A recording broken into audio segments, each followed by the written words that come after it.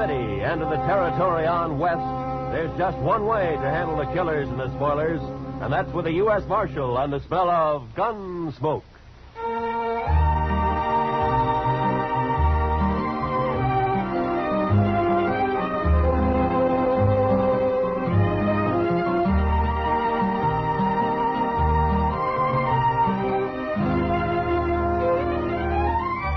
Gunsmoke, starring William Conrad. The transcribed story of the violence that moved west with young America. The story of a man who moved with it. Matt Dillon, United States Marshal.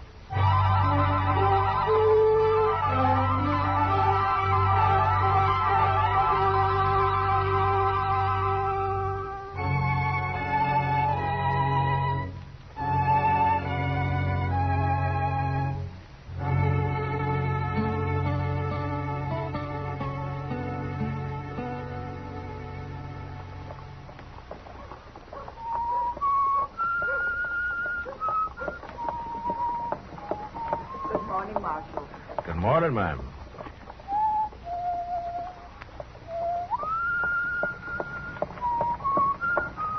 Kitty. Hello, Matt. I didn't see you sitting there. Well, I know. Sit down. There you are. How do you like my outfit? Ah, I never saw you in a riding skirt before, Kitty. You been riding side saddle? For the first time in my life. At least I know how to do it now, in case I'm ever called on to be a lady. Well, I know ladies who don't always ride side saddle. Sure. Like that female wildcat down in the Panhandle you told me about. What's her name? Oh, Bellstar? I bet she never rides side saddle. No, Bellstar's a lady, though. And everybody treats her like one. Even though she has to use a 6-gun to make them do it. Maybe I ought to try that. Yeah, it takes more than a 6-gun to make a lady, Kitty. That's a funny way of putting it. Well, that isn't what I meant. Dillon? Oh, Miss Kitty. How are you, Chester? Hey, I just come to Longhorn there, Mr. Dillon. What, trouble, Chester? Not yet, but there's going to be as soon as Art Long gets to town. Art Long? Well, he's always been a peaceful man. Isn't he one of those nesters out near Sam Baxton's ranch? That's him. But it's another one of them nesters that's talking up trouble. A fellow named Hoffer.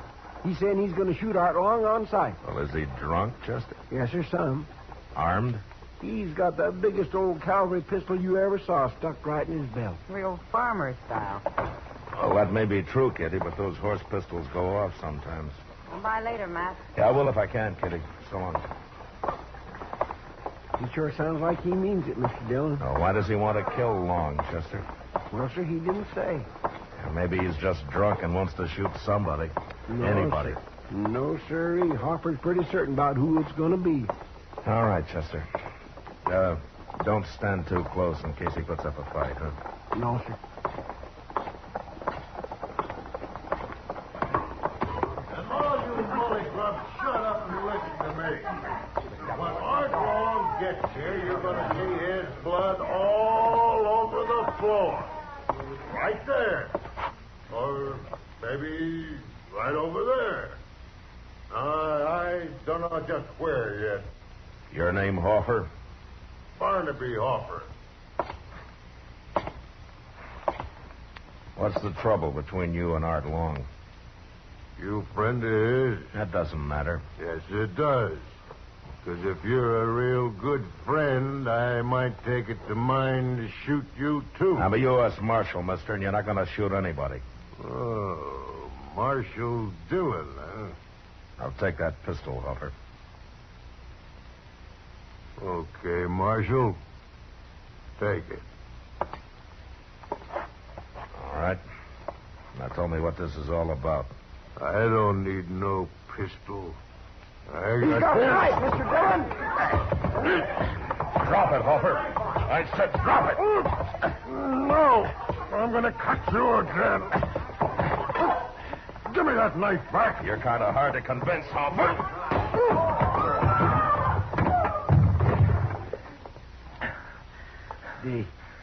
Did he cut you bad, Mr. Dillon? Oh, he opened up my arm a little bit, Chester. I better go see Doc. You throw him in jail. Yes, sir, I sure will.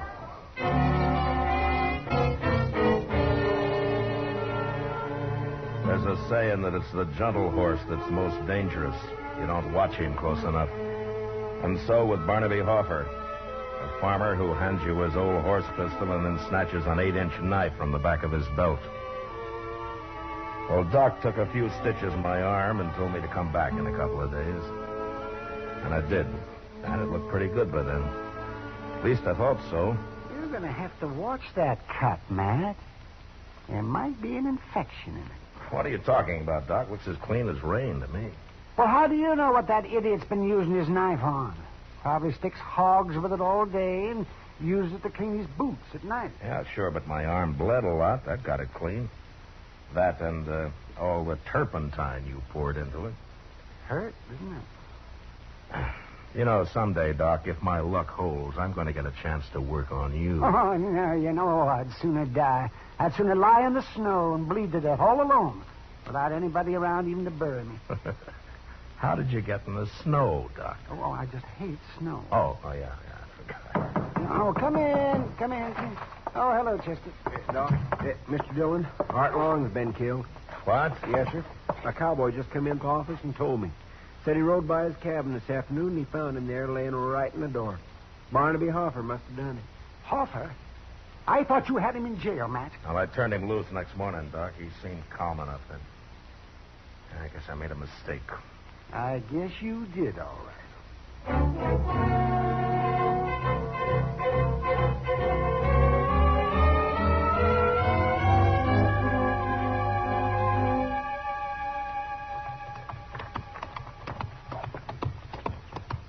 Maybe we shouldn't have stopped to bury Art Long.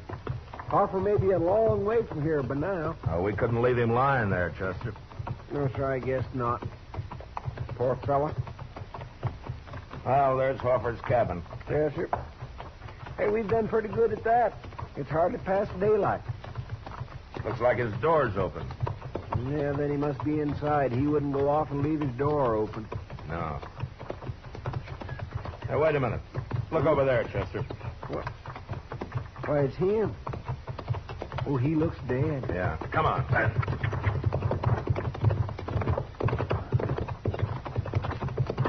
Oh.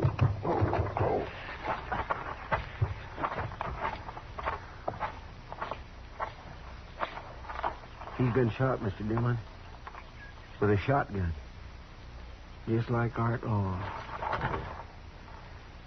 Well, he's still breathing. Hoffer? Hoffer. Marshal Dillon, Hoffer. Hey. Marshal. Huh? I'm tore all apart.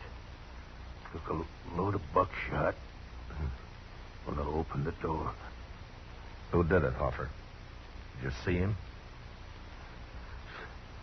Sam Baxton. He did it. Sam Baxter? Who killed Art Long, Hoffer? Did you? Art Long. Is he dead? Yeah. Both of us. Dead. I don't want to die.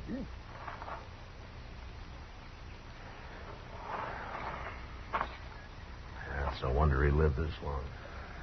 Gosh, Mr. Dillon, I just can't believe Sam Baxton done this. Why? Just because Baxton's a big rancher and pretty respectable? He's also a mean old devil.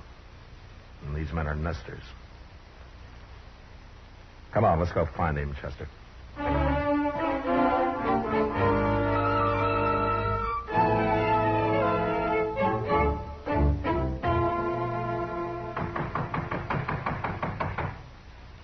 Hello? Anybody home? Why, it's Marshal Dillon and Chester. Hello, Miss Oh, Baxter. ma'am. Well, don't stand around out there. Come on in and sit a while. Thank you, ma'am. I got 2 pots of coffee on the stove. Well, we don't want to bother you none, Miss Baxton. Bother. Why, I love company. And besides, you don't get out this way very often, Marshal. You're just going to have to stay and eat dinner with us. Sam, we got company.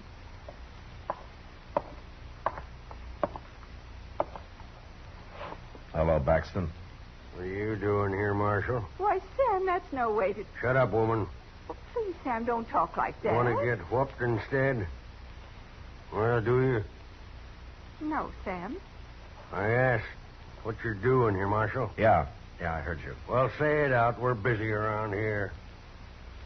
You know Art Long and Barnaby Hoffer? I know 'em. Dirty nesters. Oh, they're both dead, Baxter. Good. Oh, no. They both got killed the same way. What do I care how they got killed, as long as they're dead? I'm going to tell you anyway, Baxton. Each of them, when he came out of his cabin first thing in the morning, was killed by a man waiting outside with a shotgun. Oh, you know all that. You weren't there. Barnaby Hoffer was still alive when we got there, Baxton. Still alive? He died pretty quick, but before he did, he told me who shot him. Did he? And who was that, Marshal? You? Oh, no. No, it couldn't be. I'm sorry, ma'am, but that's what he said. I'm going to have to arrest you, Baxton. Arrest me? On the word of a dead sodbuster? Who's going to believe it? The court will decide that, but it's enough evidence to hold you on. What makes you think Hoffer wasn't lying? He knew he was going to die, and it was his last chance to get me in trouble. That's what happened. You'll get a trial, Baxton. You can defend yourself there. Right now, you're going to jail.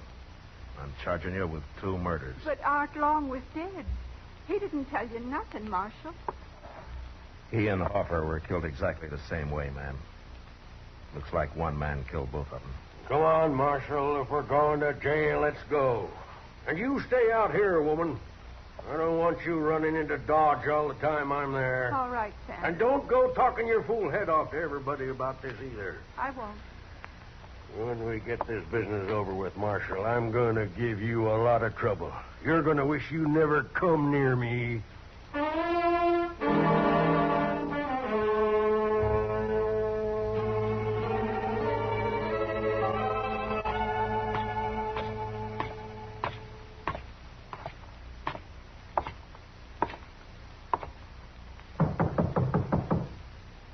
Come in.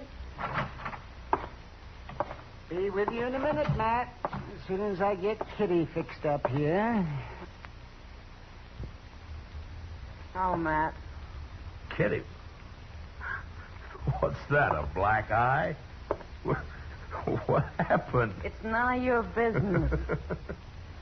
How's your arm, Matt? His arm's all right, Kitty. Just comes up here to bother me. Somebody's got to keep you from sleeping all day, Doc. Oh, now, don't forget I'm making pretty good money off that cut of yours. Yeah, Kitty. Thanks, Doc. Matt, has Sam Baxton confessed yet? No, I've spent 2 days trying to get him to, but he won't admit a thing. Well, if he does hang, there won't be many tears shed around here. Yeah, there's Ms. Baxton, Kitty. For some reason, she really loves him. Oh, that poor woman. I've seen how he treats her. Too bad she hasn't got a son to stand up for her. Some kid about 8 feet tall. Well, he'd be about 8 feet tall if he was Sam Baxton's. Well, that man's tall as a tree. Is he still wearing that white hat of his? Yeah, the only time he takes it off is when he sleeps, Kitty. Then he puts it over his face.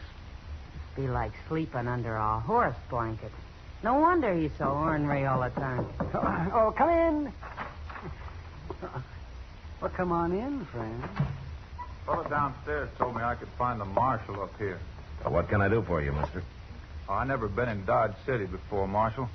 I ain't even been in Kansas very long. I'm riding south. I got tired of that cold up north. Well, you're welcome here. I'm going on south. Well, what I come to tell you was there's a little creek runs out of Arkansas about 20 miles from here. Fellow told me it's called Ginger Creek. Yeah, that's up near Sam Baxton's ranch, Matt. It's on his ranch, according to him. What about Ginger Creek, mister? There's some fellow's got a little cabin there with a corral out in back. I don't know his name. Now, that'd be Jim Fowler. He's been homesteading there for about a year. I know more he ain't. Now, what do you mean? I buried him myself early this morning. I come by and found him laying in the door of his cabin. He was dead, but still bleeding. Somebody's tore him plumb in two with a shotgun.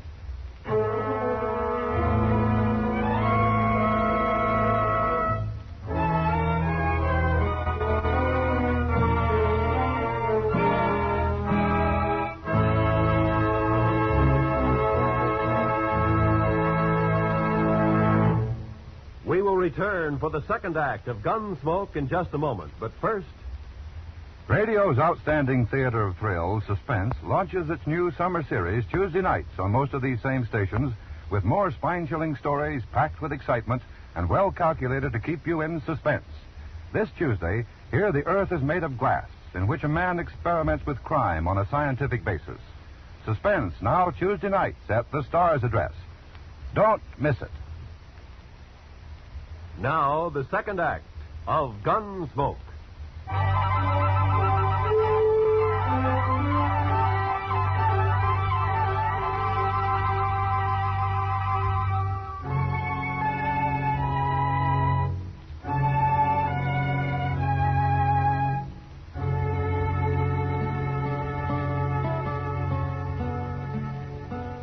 Mr. Dillon, look at there.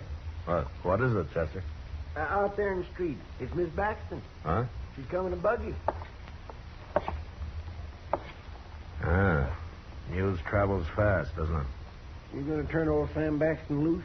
Well, I don't have much to hold him on now, Chester. No, sir. Not with him right here in jail when that last fellow was killed the same way as Art Long and Hoffer. Shucks, I guess he was telling the truth after all. Yeah, it looks that way. Well, I'm glad for Miss Baxton anyway. I'll open the door for her. Well, morning, Miss Baxton. Hello, Chester. Come right on in, ma'am. Thank you.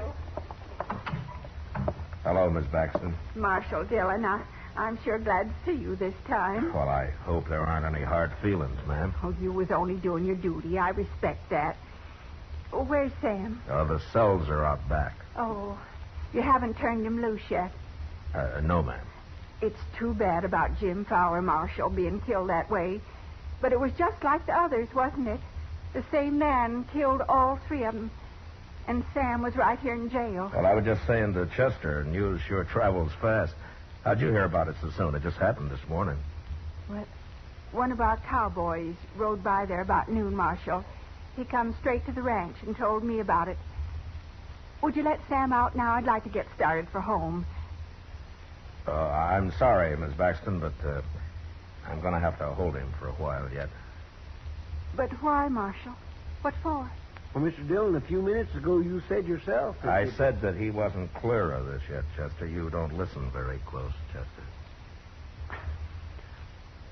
No, sir, I sure don't. Marshal, you said that whoever killed Hoffer killed Art Long, since they was both shot the very same way. Well, I know I did, ma'am, but I've been thinking a lot about it, and I'm just not sure yet. Even with the same thing happening again this morning? Well, I got to admit that does make a difference, all right. I suppose if one more man got killed like that, I wouldn't have any case at all against your husband. But the way things are now, I got to hold him, ma'am. I'm sorry about it. Well, it's like I said, Marshal. You got to do your duty. Yes, ma'am. If there's anything I can do for you, Miss Baxton. Thank you, Marshal, but I'm all right. Can I see Sam before I start back? Of course, ma'am. He's right through that door.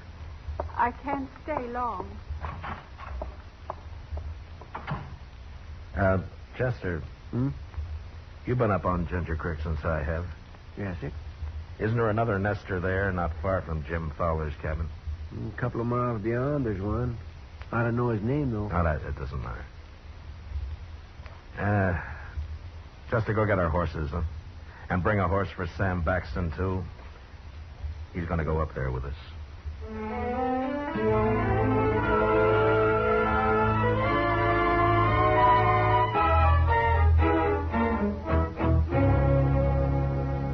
I don't know what you're up to, Marshal, but I'd rather be in jail than spending the night in this place. It's a nice little cabin he's got here, Baxton. Yeah, you improved it some when you sent him into Dodge for the night. Almost daylight, Mr. Dillon. Okay, Chester.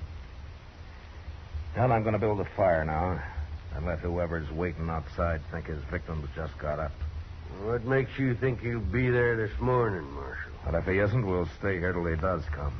Mr. Dillon, you want me to pull the door open when you're ready? I'll tell you when, Chester. And after he gets off a couple of blasts with that shotgun, we'll go out and try to take him alive. All right, Baxton, you get over there with Chester. And I'll try to get this thing started.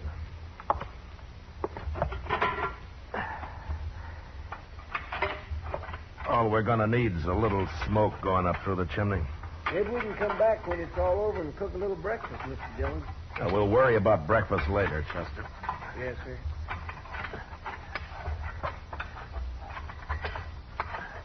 Here, Maxton, you stop that. What? Wait, he's got my gun, Mr. Dillon. You're standing in my way, Chester. Move! Oh, he got outside. Come on. Drop that gun, Baxton. I got him, Marshal. I hit him both times. Drop it, I said. All right. I was only helping out, Marshal. Look, he's laying right out there. Oh, gosh, I'm sorry, Mr. Dillon. I never thought he'd try nothing like that. Walk ahead of me, Baxton. Oh, sure.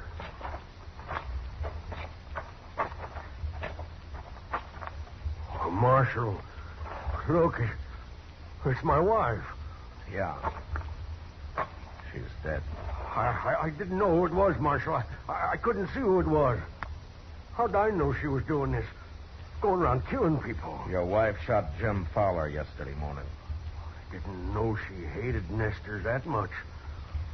Well, it's kind of hard to believe, Marshal. Yeah. But I guess you never know about a woman. Well, I can tell you about her, Baxton. Fowler's the only man she killed, and she didn't kill Fowler because she hated him. She did it because she loved you. What are you talking about? She was trying to cover up for you. Now, wait a minute. She almost did it, too. She almost kept you from hanging. So she claimed one of your cowhands saw Fowler's body when I knew he'd already been buried. I had all the evidence I needed on her right then, Baxton. And the biggest mistake you made was killing her. I didn't know it was her. You knew. Well, what you forgot was that she'd have confessed to killing Long and Hoffer. Why would she? Because she loved you. Besides, she couldn't have been punished anymore for killing 3 men than for killing 1. You got it all figured out, ain't you, Marshal? Yeah, everything. Everything except how she could love a man like you.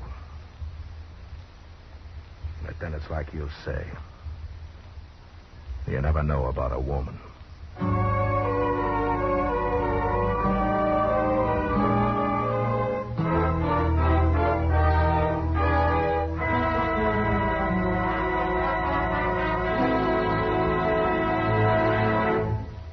Gunsmoke, transcribed under the direction of Norman Macdonnell, stars William Conrad as Matt Dillon, U.S. Marshal. Tonight's story was specially written for Gunsmoke by John Meston, with music composed and conducted by Rex Corey. Featured in the cast were Joseph Kearns, Helen Cleve, Paul Savage, and Clayton Post. Parley Bear as Chester, Howard McNear as Doc, and Georgia Ellis as Kitty. Roy Rowan speaking. Join us again next week as Matt Dillon, U.S. Marshal, fights to bring law and order out of the wild violence of the West in Gunsmoke.